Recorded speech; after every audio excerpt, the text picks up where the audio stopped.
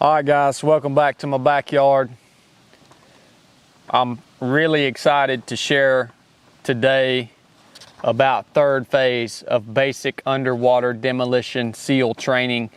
I have never really talked a lot about third phase. I don't know why, because it was probably the most challenging portion of BUD/S for me. If you just look at it overall, first phase was definitely more physically challenging, but third phase, if you look at it overall, I think it was probably the most difficult phase in BUD/S. And I think part of that is because I had the expectation that once we made it to third phase, that training was going to get a little easier, that it was going to be kind of more technical and less of a beatdown. And that wasn't the case. Those expectations that I had definitely weren't reality, at least the reality I experienced in third phase. Again, we're going through my I Love Me binder today. This will be the last portion on basic underwater demolition seal training. If you haven't watched the videos on second phase or on first phase, I suggest you go back and watch them now, because that's going to help lead you up to what we are talking about here. Third phase is the final phase. You actually can see some light at the end of the tunnel. Third phase is a lot more technical than first or second phase. You're learning a ton of information. And it starts out with land navigation. All right, land navigation is still on the mainland. We do about a 6-day long land nav course. And during our land nav in third phase, we had to carry these old Vietnam era rucksacks called Alice packs. And I got toward the end of that land navigation course and I made a big mistake. They had told us when we started this land nav course to never set that rucksack down, to never set it down. Always have it with you, because we had radios in those rucksacks. You do not want to lose a radio in the military. If you lose a radio, it's as big of a deal, if not a bigger deal, than losing a weapon. All right? Yeah, it's bad. Real bad. And I almost lost my radio. We're on the last day. I can see one of my final points up on the hill. And I'm beat, I'm tired, it's hot. I stink so bad that I can't. The smell of my body odor nearly is making me gag. And I got to go get my last point, so I set my rucksack down. I look around me, nobody's watching, and I say, I'm not carrying this thing to the top of the hill. I set it down, I walk up the hill, get my last point, and I had set it down beside a tree. I get my last point, I turn around, and there's about 500 trees. And they all look just like the tree I set my rucksack down by. And in that moment, I panicked, because I knew that if I didn't find that rucksack with that radio in it, if I lost that thing, they were going to drop me from training. No questions asked. And I panicked. After searching frantically for about a half an hour, I found my rucksack. And that's the reason we're sitting here doing these videos today. And that's the reason that I am so adamant about integrity. There have been a few times in my life where everything that I had worked for hinged upon me fixing a problem that was created by a lapse in integrity, right?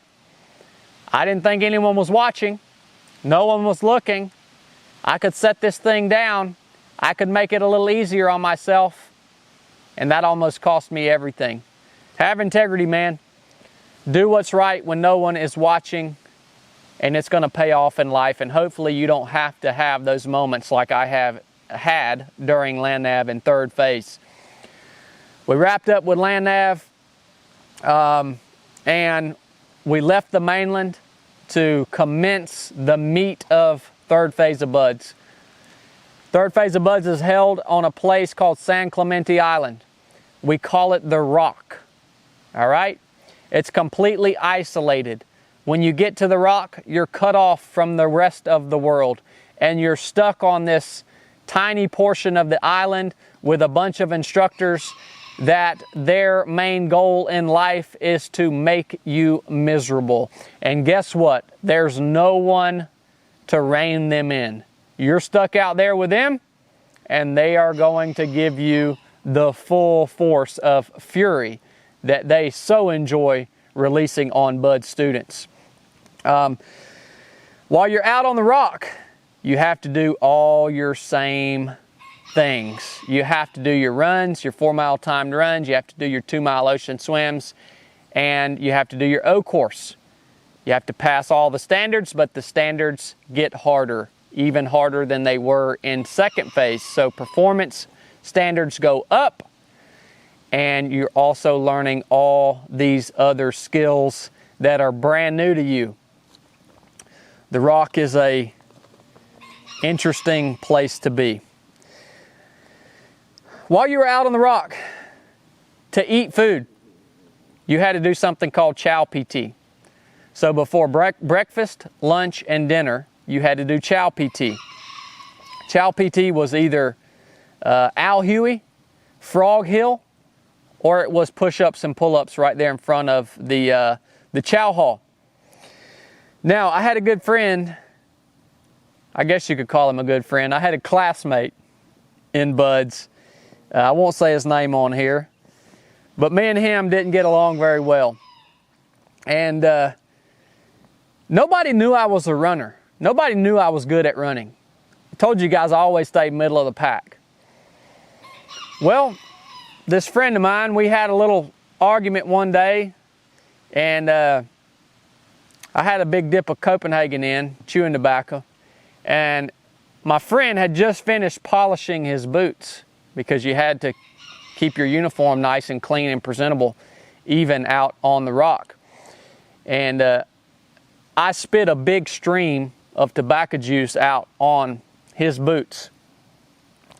And man, that upset him. That really upset him.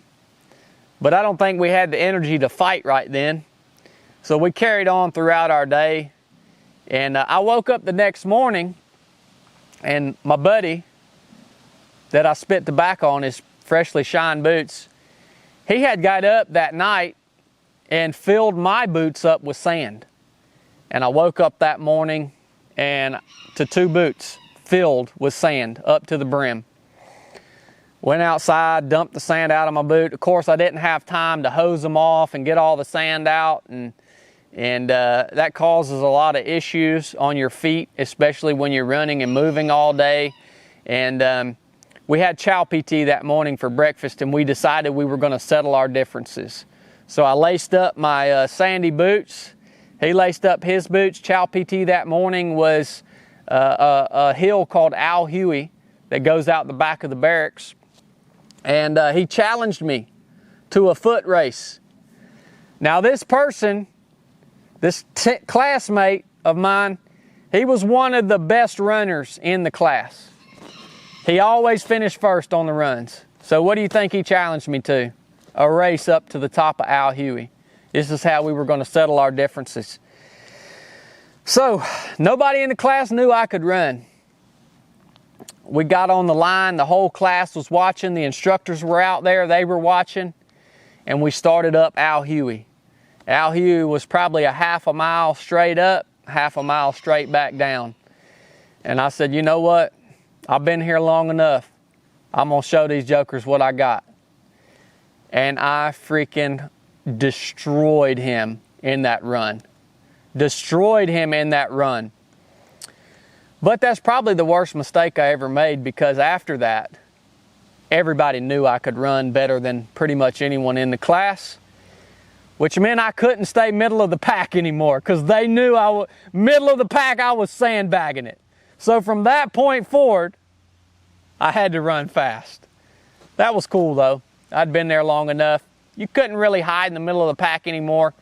Probably only about 25 of us left out there on the rock at this point. Man,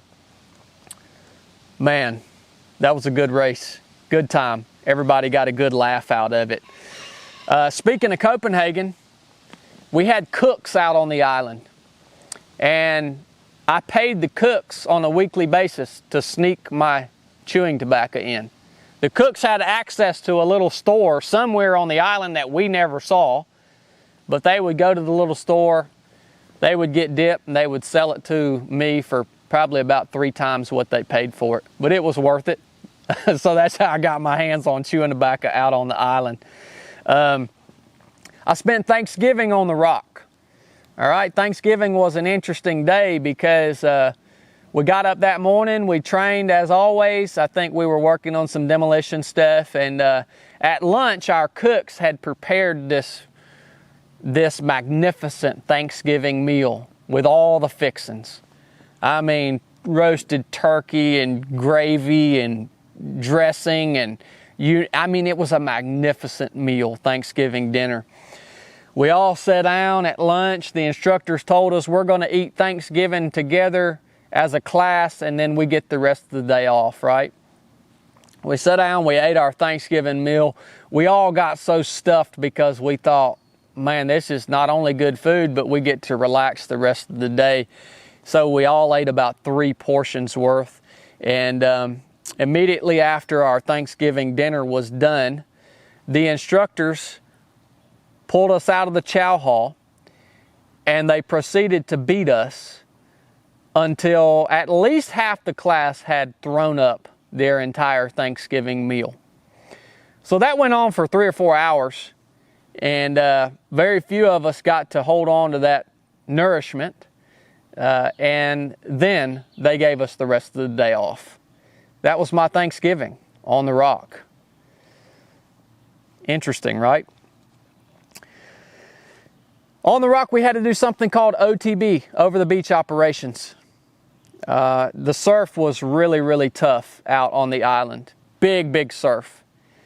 I'll never forget my first OTB.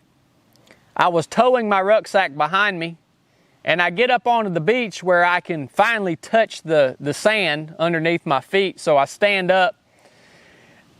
I'm pulling my rucksack to me from the tow strap, and before I know it, the water had went from about chest deep to about mid-shin. And I thought, well, that's awful odd. I haven't really moved up toward the beach any closer than when I could touch the sand. It was dark outside, of course.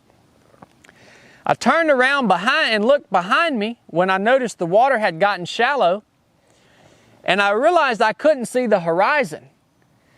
All I could see was a massive wall of water that was coming at me fast. And about the time I saw that wall of water, it was probably a 12-foot wave. It smashed into me and pummeled me, literally pummeled me. Gear going everywhere, rucksack, weapon hitting me in the face. I'm getting rolled across the bottom of the ocean, gagging because I didn't have time to get my breath. Got a gut full of seawater. Finally surface, stand up, and then I realized I got to get out of this surf zone. I make it to the beach, and it looked like a yard sale. There were rucksacks everywhere, weapons everywhere, guys' boots fins got blown off their feet, just yard sale on the beach. We got beat for that. That night, because we did so poorly on our first OTB, we had to do something called camp surf, all right? So that night, instead of going back to our barracks and getting some rest, we got to spend the night on that beach. Cleaned all our stuff up. We stayed out on the beach all night. Now that doesn't sound too bad, right? Here's the caveat. Right up above the beach, the instructors had a building called the Hell Box. The Hell Box is where the instructors hang out. The instructors stayed up that night in the Hell Box, and they drank all night long. And they got hammered drunk. And every hour on the hour, they would come out of the Hell Box with flare guns, and they would shoot flares into the air. And every hour on the hour, when they popped those flares off, we had to get up, run down into the surf zone, and get wet and sandy. All right? And we'd come back up on the beach, lay back down in the sand, you were freezing to death. You didn't sleep. You laid there until the top of the next hour when the flares started again and you hit the surf again. We spent a few nights on camp surf when we screwed stuff up. Out on the rock is where you do your nighttime swim. It's about a 4-mile swim. Before you go out on your night swim on the rock, they sit us in a classroom and right before sunset and make us watch videos of shark attacks for a couple hours. Now, there are a lot of great white sharks in the water off San Clemente Island. They make us watch these shark attack videos, then we get our wetsuits on, go out in the night and do a 4-mile open ocean swim on San Clemente Island through kelp beds. Seals are coming up and bumping you in the water. You're getting entangled in kelp. And a lot of guys get freaked out on that nighttime swim. They do that on purpose. As we move through third phase, we ended with learning how to do raids. So nighttime raids, assaults and raids. We would go out at night, no night vision, simply a map and compass. I was always in charge of navigation, so I was the point man on these patrols for our night raids. I was pretty good at land nav. I grew up in the woods. I had a little advantage over most of my classmates that didn't have as much time outdoors as me. And we would nav into these complexes and do raids. And during the raid, you would have to do your tactical movements. So once you took contact, you would have to lay down on the ground and return fire, and then get up and move and lay down on the ground and return fire. Well, on San Clemente Island, the ground is covered in the most gnarly cactus that you've ever experienced in your life. The cactus needles were so long and sharp that they would penetrate the sole of your combat boot if you stepped on one.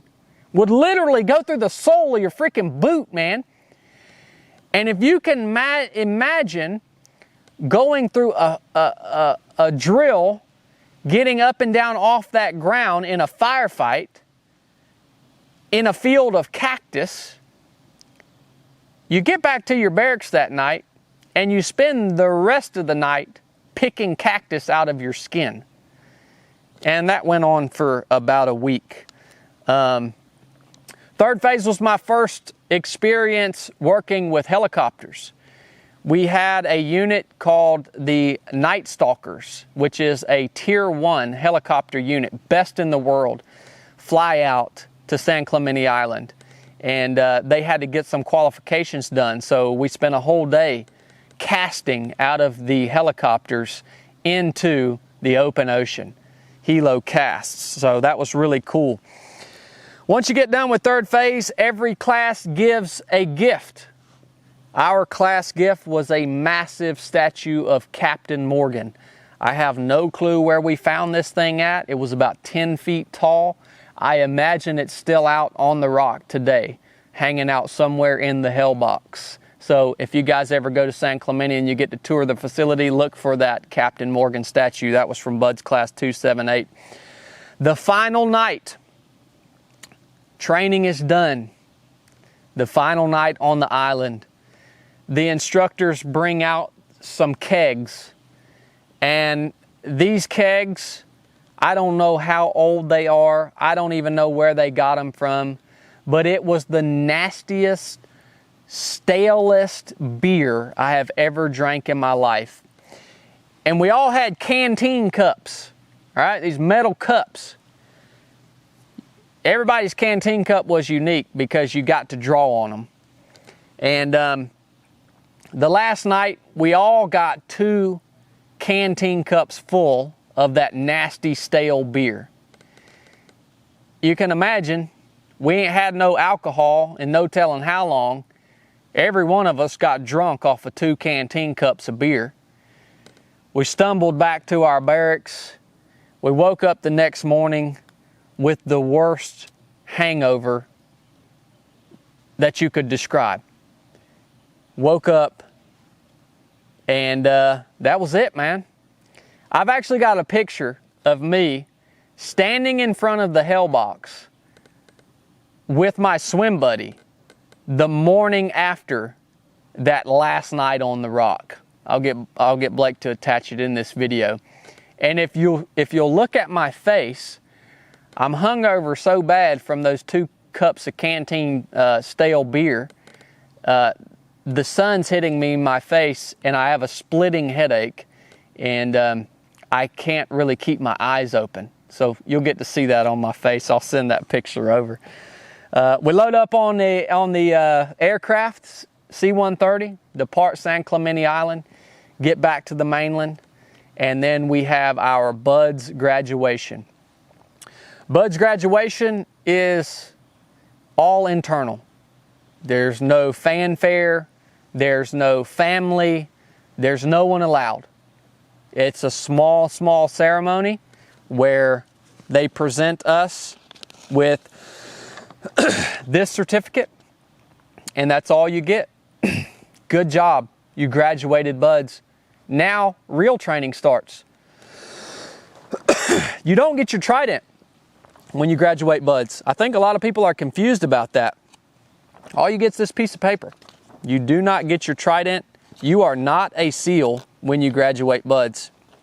It only gets harder and more dangerous and more complex from there. So that's my experience out on the rock. 3rd phase, at least a few high points. Hope you guys enjoyed it, man. If you get anything out of these videos, if you like hearing these stories, share them with somebody that might get a laugh. And we're trying to put the word out. This is my unique experience. I don't know if anybody's ever went through their I Love Me binder before, but we're doing it and we're having a lot of fun with it. So, love you guys. Enough said.